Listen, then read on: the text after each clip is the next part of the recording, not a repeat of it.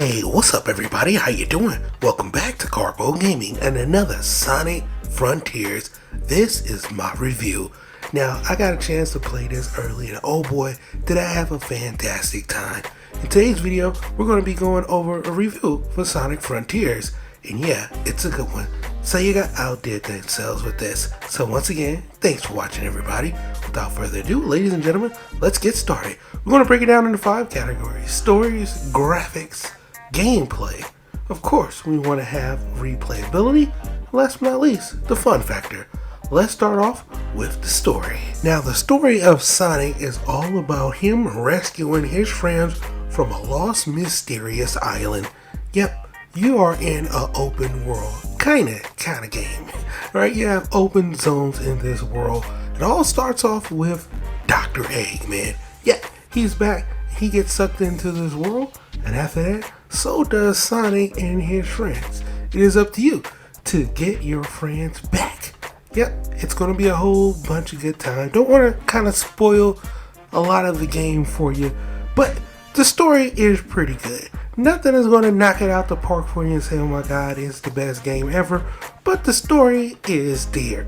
Once you start off in the game, you're going to drop into a zone. That's right, these are cyberspaces, and in these zones, it's not going to function like it did back in the day when we used to play old school Sonic games, and it's a whole lot of fun.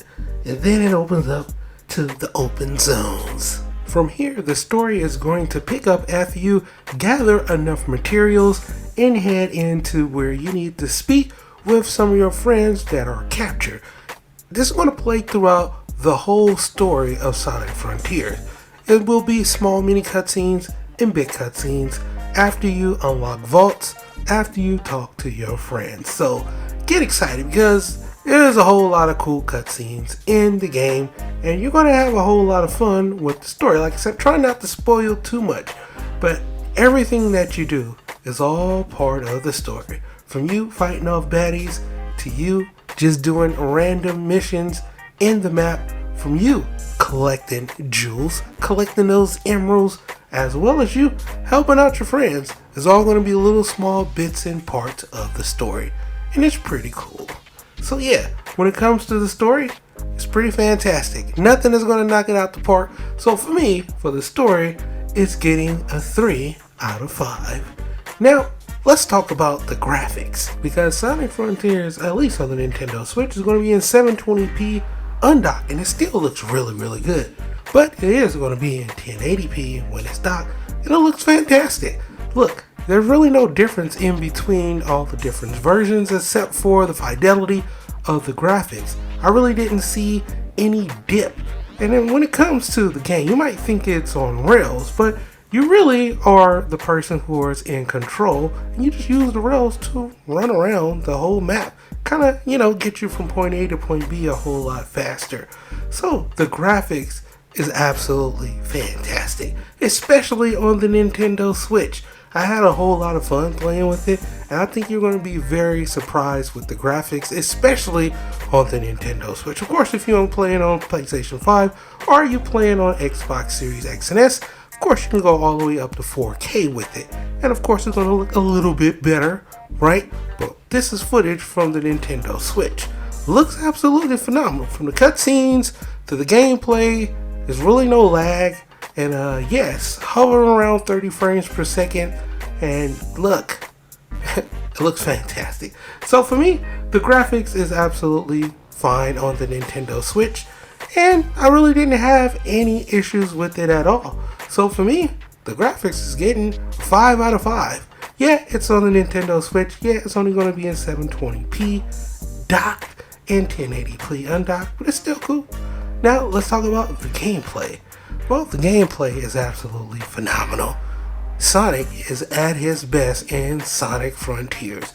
You have yourself a ton of moves, and you have yourself a ton of things to do inside of the game. From cyberspace to open world zones, the gameplay is going to function just like it did back in the day when you was playing Sonic games, and then when you go to open zones, well, it's going to be a little bit different because you are in 3D mode. Like an open zone is kind of like an open world, right? And is huge. Maps is huge. Traversal is huge. Yeah, you're going to be getting your parkour on with Sonic.